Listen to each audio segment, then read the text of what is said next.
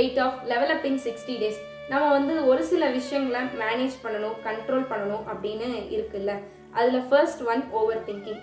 Over thinking அப்படின்னா என்ன? ரொம்ப அதிகமாக திங்க் பண்ணிகிட்டே இருக்கிறதா? இல்லை, ஒரே விஷயத்த திரும்ப திரும்ப கண்ட்ரோலே இல்லாமல் திங்க் பண்ணுறது தான் வந்து ஓவர் திங்கிங். நீங்கள் ஓவர் திங்கராக இருக்கீங்க அப்படின்னா தயவு செஞ்சு கண்ட்ரோல் பண்ண ட்ரை பண்ணாதீங்க. அது இன்னும் வந்து ஸ்ட்ரெஸ் தான் அதிகமாகும். Instead of controlling, redirect your mind. எது ஓவர் திங்கிங்? ஒரு விஷயத்த திரும்ப திரும்ப யோசிக்கிறது. பாஸ்ட்ல நடக்காத ஒரு விஷயத்த அது நடந்திருக்குமோன்னு சொல்லி யோசிச்சு ஸ்ட்ரெஸ் ஆகிட்டு இருக்கிறது. ஃபியூச்சர்ல இது நடந்துருமோ அது நடந்துருமோன்னு பயந்து இன்னும் அதையும் திங்க் பண்ணிக்கிட்டே இருக்கிறது. ஒரு பிரச்சனை, ஒரு ப்ராப்ளம், அது சின்ன விஷயமா இருந்தாலும் அதை மூவி மாதிரி பெருசா திங்க் பண்ணிக்கிட்டு இருக்கிறது. இது எல்லாமே ஓவர் திங்கிங் தான்.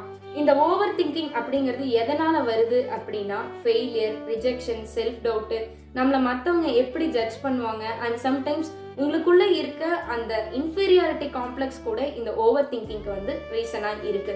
இந்த ஓவர் திங்கிங்னால நீங்க எவ்வளோ சஃபர் ஆயிருப்பீங்க அப்படிங்கிறது வந்து உங்களுக்கே தெரியும்.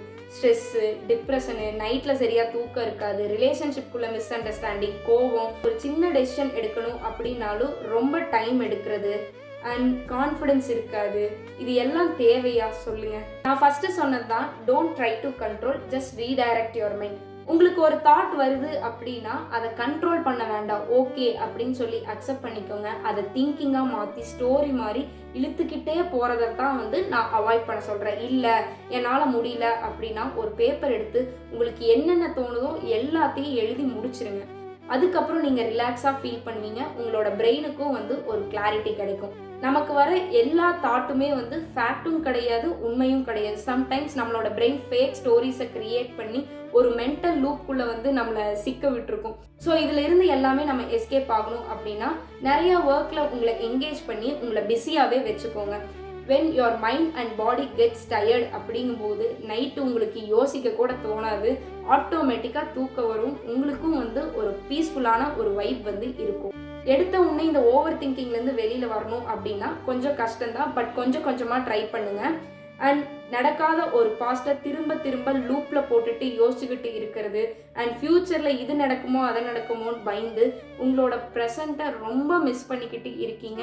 தயவு செஞ்சு இப்போ இந்த நிமிஷத்துக்குள்ளே வாங்க. ப்ரெசன்ட் ரொம்ப அழகாக இருக்குது, ப்ளீஸ் கம். நம்ம இப்படி ரிப்பீட்டடாக ஒரு விஷயத்த திங்க் பண்ணுறதுனால நான் சொன்ன ஸ்ட்ரெஸ், டிப்ரெஷன் அந்த மாதிரிலாம் இருக்கும்ல. ஸோ இந்த மாதிரி ரியாக்ஷன்ஸை எல்லாம் எப்படி கண்ட்ரோல் பண்ணணும் அப்படிங்கிறத வந்து நாளைக்கு பேசுவோம். Stay tune and this is VJ பட்டு.